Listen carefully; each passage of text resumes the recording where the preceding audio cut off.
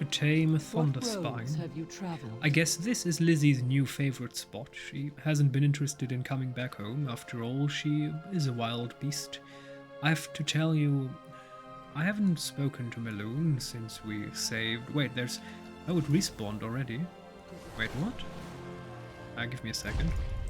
We just mined that one, and it already respawned. Okay, not bad. Alright. Sorry for that one. This is sacred land. I haven't spoken to Meloon since we saved Lizzie. I know she was right, but I don't know how to approach her. She doesn't seem to approve of anything I do. I know I have to focus more on my training. Meloon makes stomping good curry that Lizzie would love. Do you think you could ask her for it? She's usually working in the Orden's house west of the Springs. By the way, I know this is a game, but some people maybe will start to believe that's a good idea, but for example, if you have a dog, dogs do not properly digest food that we consider spicy. Spices, pepper, chili, coriander, whatever we used to grind and make a meal tasty. That is not what a dog needs, and often or not it leads to the dog having problem with its digestive tract. In terms of digestion, in terms of food, a dog is still very closely related to its ancestor, the wolf. And a wolf does not eat a curry. A wolf eats raw meat. A wolf kills a sheep and then eats the sheep. And even though it's kind of possible to give a dog boiled meat, you shouldn't flavor it. It's just, if you want to spend time with an animal, please try to take as much time as you can and find out, research, what does the animal need. Does it need special heating lamps or moisture in the air or special food? And also, it's not only important to know what your animal can eat, it's more important to know what it can't eat. There are certain types of food that we humans can digest and eat, but it will kill or severely weaken / hurt your pet. So please always take the appropriate time to research about a pet before you get it. Okay. Walking in Orden's house west of the Springs, alright. Off with you then. Okay, let's see what we need to do to get the curry. Oh, down there.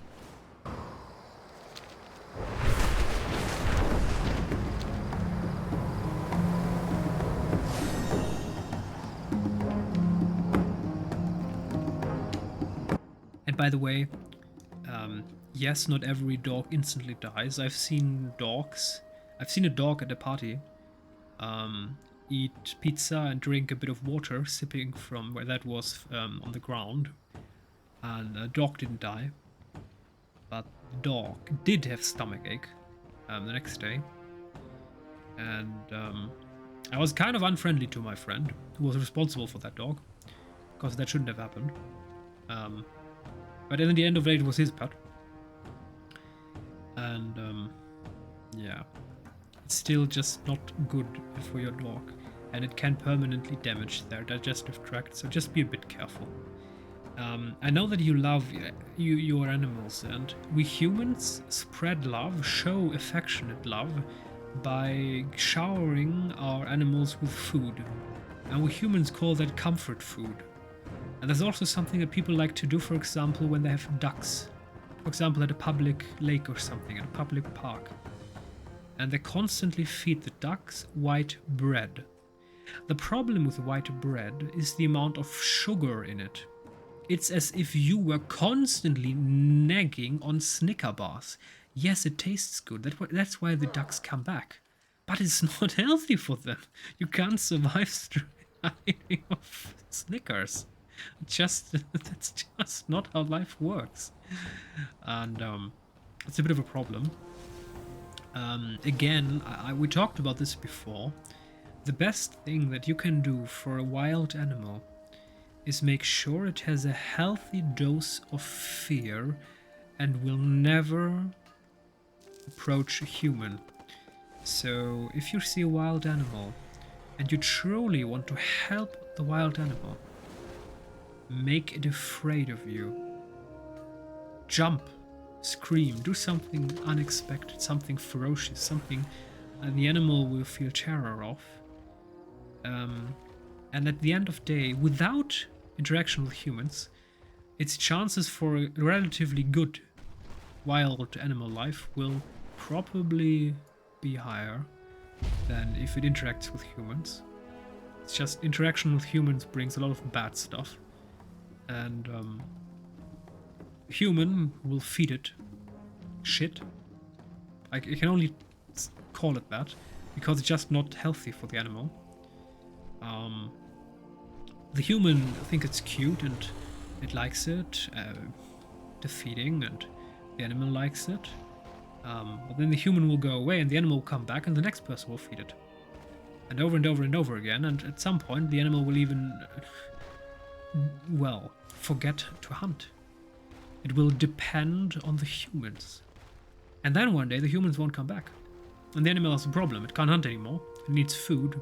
So it's going to die. And yes, it's an extreme scenario. But I just want to make sure you understand that the best thing for animals is minimal contact with humans. As minimal as possible. At least for wild animals, of course. Some domesticated animals like sheep, they can't really live without humans. Just because their wool production, their constant wool production will lead to them suffering a terrible life. It's just some animals we domesticated in a way that changed them from their natural evolution, and they are nearly non-functional when left alone. And we humans have to take responsibility, and that means we have to care for these animals. There are many wild animals, or relatively wild animals, who can get, without a human, by very well, and those just don't need us. Alright. Are you good? By the way, if maybe you feel like what I'm doing is lecturing, no. What I'm trying to do is help animals. I know that other humans they want to show love, they want to show affection, and I get it, I like that. But often you are not helping the animal. On the contrary, what you do is not good for them. And at the end of the day, if you truly want to help animals, it's not about what you want, it's about what they need. And what wild animals most often need is less contact with humans. That will ensure that they will live a normal, healthy life. Anyway, may the importance and beauty of the Unari Springs be impressed upon your mind. Radia told me, I'm talking about wild animals, huh? Just before someone comes and says, of course I'm going to interact with a cat. Yes, I'm talking about wild animals. I mean, cats have basically domesticated humans. It's just, my goodness, the cats. 2,000 years ago they were the queens and kings, and now they are still queens and kings, and they just do whatever they want. They scratch your face and demand to be fed. They shit on your bed and they demand to be scratched, and humans will praise them for their cuteness. And yeah. Anyway. You remain Mighty One, I have a big ass thunder lizard. And I have heard tales of your magnificent green curry, and I would very much like to ask you for maybe a 50 kilo load of your curry, if that would be manageable. Oh, 50 kilos, huh? Oh boy. Well, it is a fine curry. Perfecting it is my hobby. I guess it's meant for a particular bee. Okay, that didn't really work out. Who has a liking for fish-based dishes, huh? Well, you may bring the skiga bowl to them. Dear Eleanor, Radia is your friend. Remember this one. She possesses a strong spirit and talent, and it is my duty to train her well, even if it means being strict. Especially if it means being strict. Radia left her childhood, her home, all that she knew and loved, so that she may become Onir. You must know I am infinitely proud of her. Heed your Oh, that is blind beautiful. Alright. We are going to feed a Thunderspine a giga load of curry.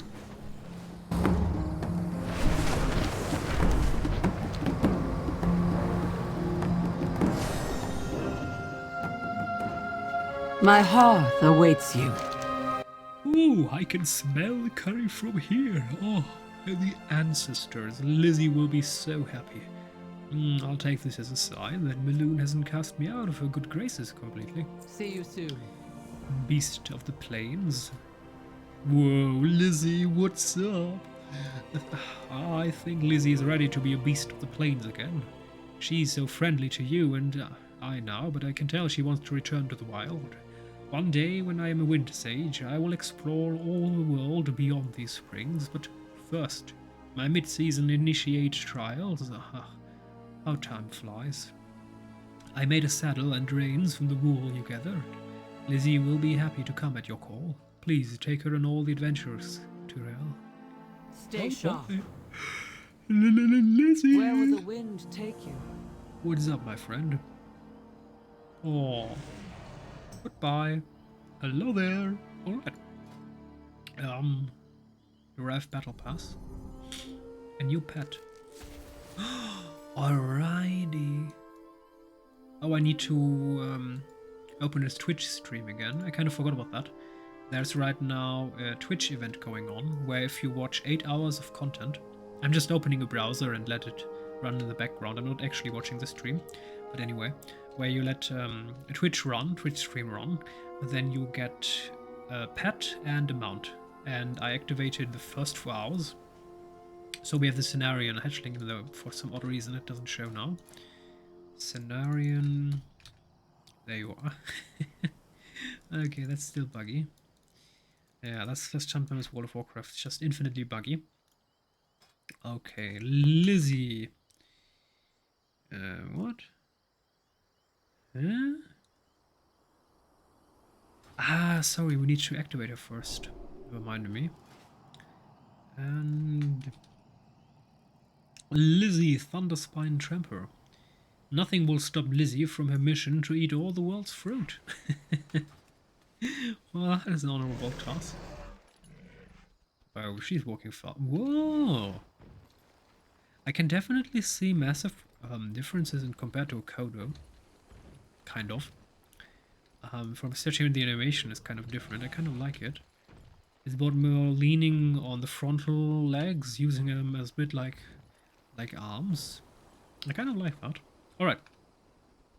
So, in terms of reputation, Maruk Centaur level 12. Useless.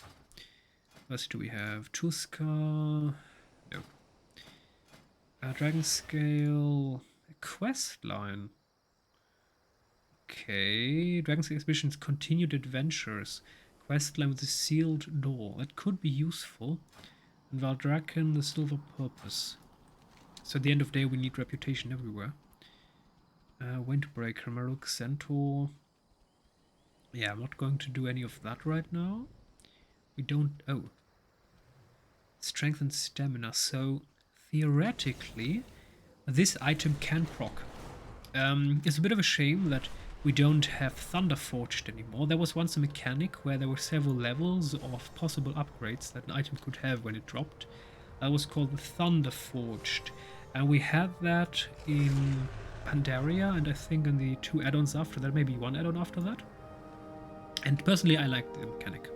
Some people, however, didn't like them, because they raided and then their friend got a nifty level 500 item and they only got 480 and they had the same item, so there was a bit of bad blood about that one. But I thought it made all of it kind of interesting and gave players an incentive to actually come back to play again, because there was always something better to get, and it gave the entire item system a bit of an incentive to re-experience occasionally, but they removed it. And now they're just the occasional, oh, do you see this? This is a blue item, it's called rare. But if you are lucky, It's going to upgrade to epic. Yeah, that's what Blizzard calls an interesting mechanic. It's just to... yeah, okay. Let's let Blizzard call it whatever it wants. And it's still good that there is a mechanic, upgrading items. But we had better mechanics before, but and Blizzard decided to remove them, even though there will be many players who are going to flame me for that. And saying, we don't like it. What are you talking about?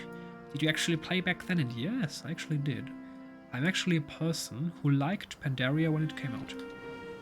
You see, nowadays people like to tell tales of, oh, Pandaria was a nice add-on.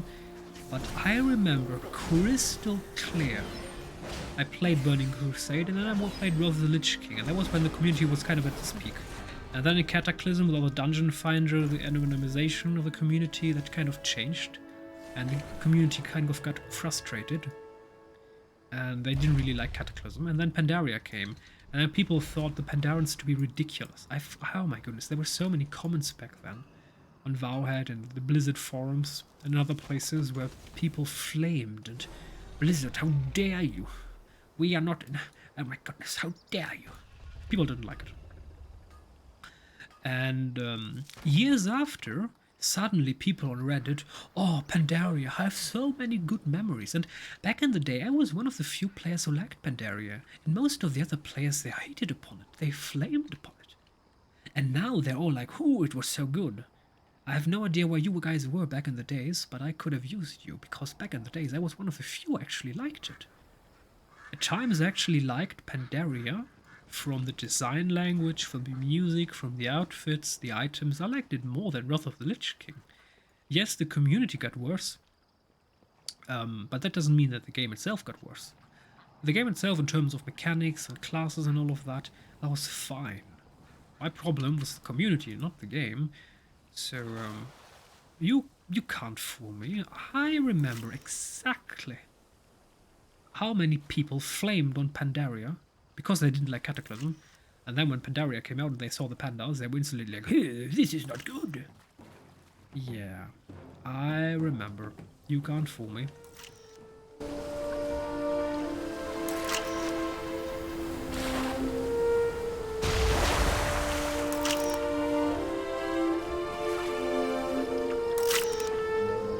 I still don't really understand how we're getting the great shot. I mean, now it was perfectly captured. So it was fully in a circle, and still there was no great shot. It's just a bit odd. Now we had two at the same time, that also was just common.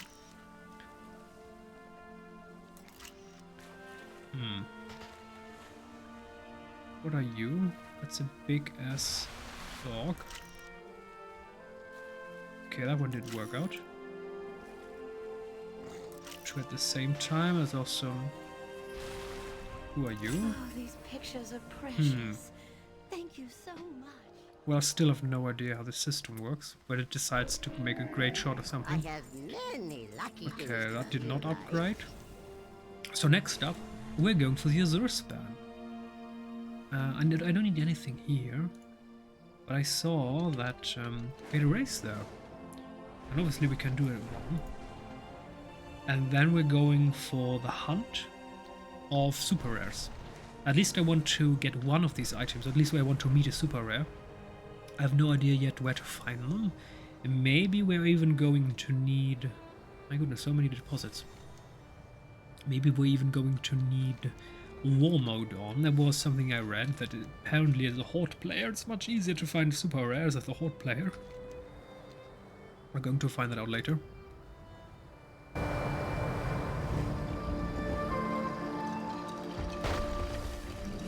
The waters flow again. Alright, the Azure span slalom. Let me...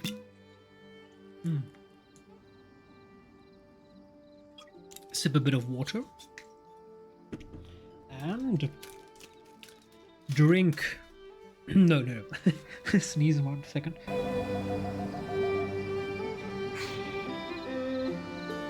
Sorry, I just prepared myself that I can now give this my full attention, because actually it's quite hard. The advanced courses are not easy. Watch over you.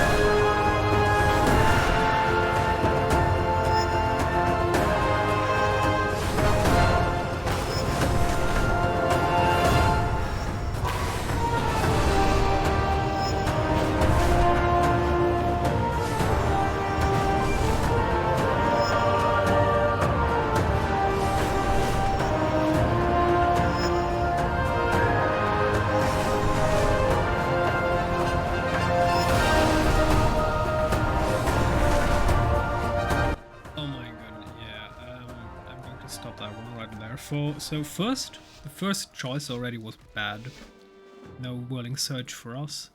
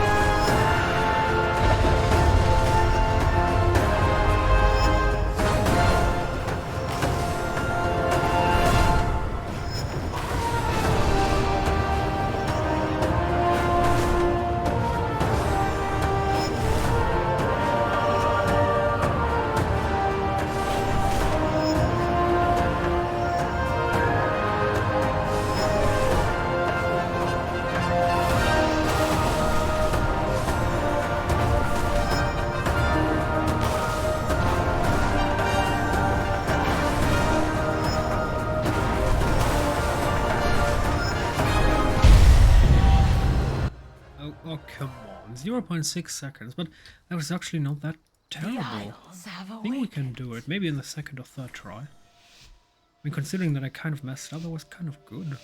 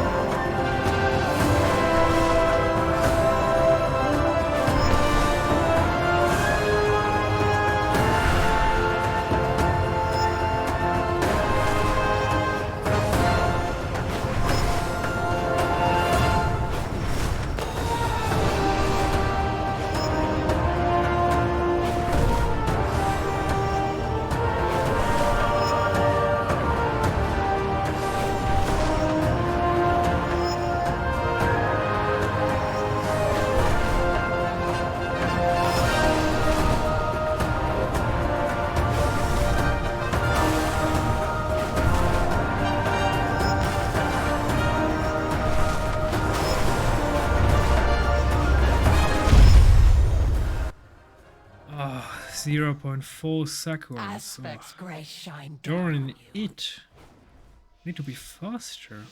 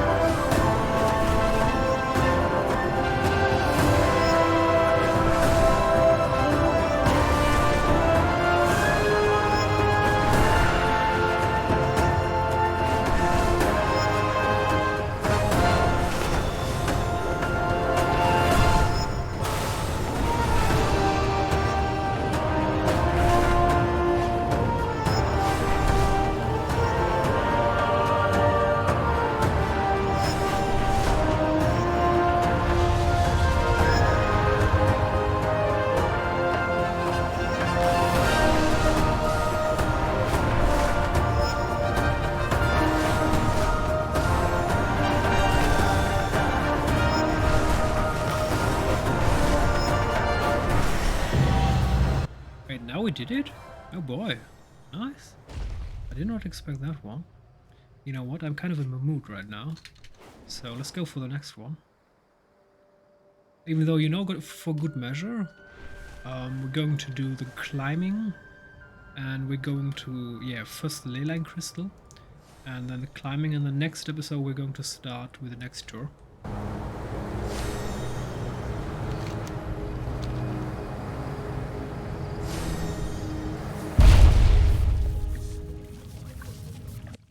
yes. Always the same words. Caligos, you could give us 10 more. So those we gotta why can't I change those? No, I want you up top there.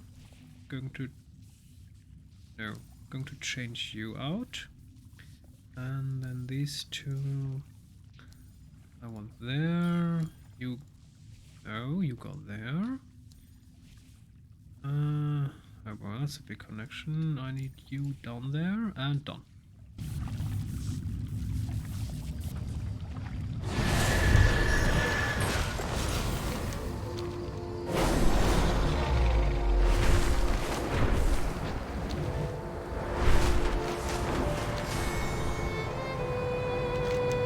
I think I see a glimmer of something up there on that wall. Give it a climb and check, will you? I'm out of range.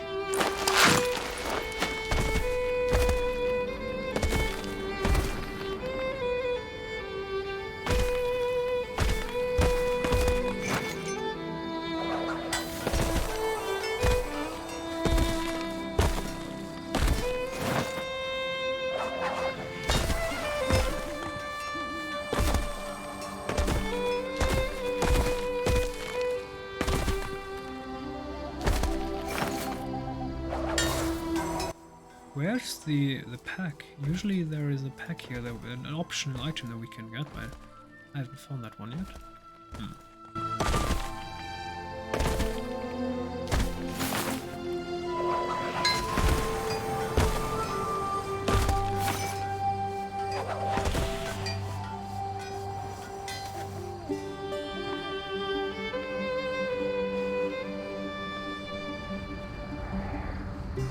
I'm not the biggest fan of these emergency parachutes, simply because you can't control their descent in any way.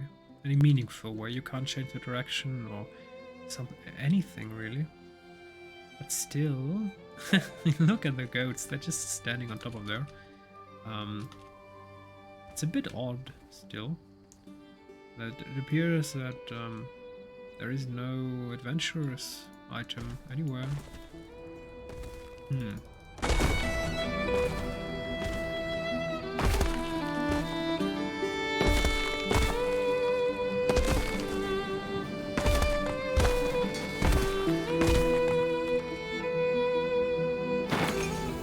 I was about to do the buddy system. Wait, did the goat just kick us off? I was already wondering if they're part of a mechanic, simply because they were definitely on the stones, not next to them. And as you can see, yes, the goats are part of a mechanic. If they step on your finger, you're going to fall off. Which is fine, since that happens when you're climbing and the goat steps on your fingers. Just a bit unexpected in this game.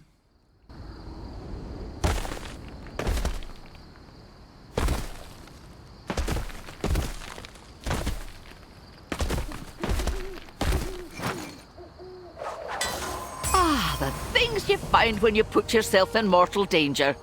Great job up there. You know what? I'm kind of interested right now in ending this ley line thing. And if my eyes prove right, first we can plant the highest peaks there, and we should be able to get the last ley line.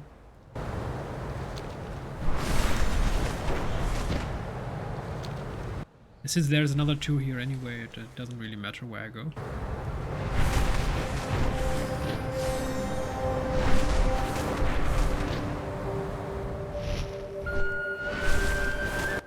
So that one didn't work out. Maybe this angle? Nope.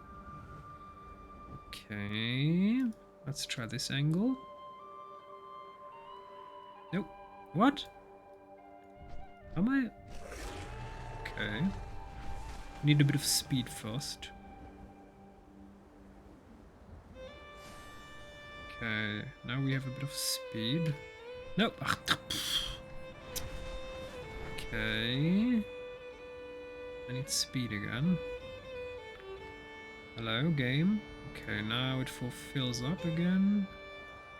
Okay, now let's get the angle that we need. Yes, finally.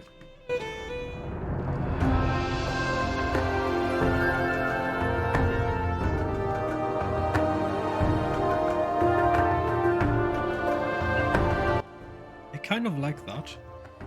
We already talked about this years ago, I think 10, 12, 13 years. I played on a private server, and I actually created these obstacle courses where you had to jump precisely on a specific spot to get from one point to the other. That was kind of fun, and people really liked it. It's a bit shame that Blizzard doesn't like, say, these types of courses where people need to show a bit of jumping skill. As a type of content, that was a contest, that would be kind of cool, but and again, that is not something that Blizzard likes.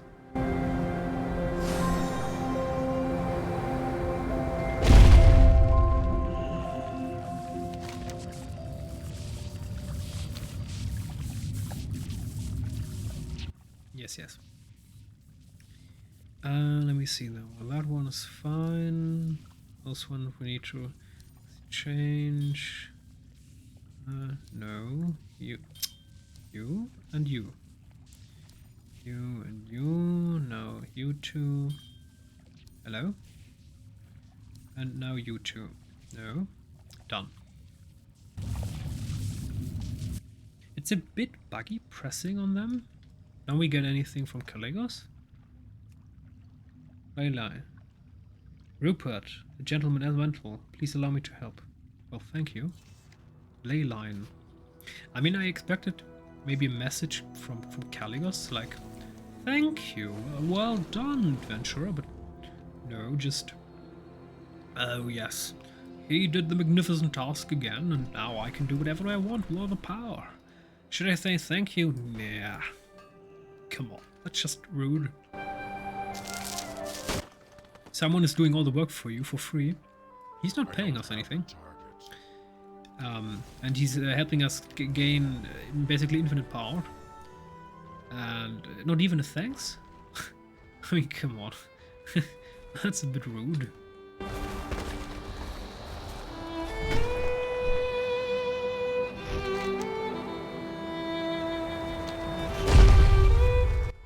So next episode we're going for as an intrepid dragon rider for the Archive Bbbbuutt.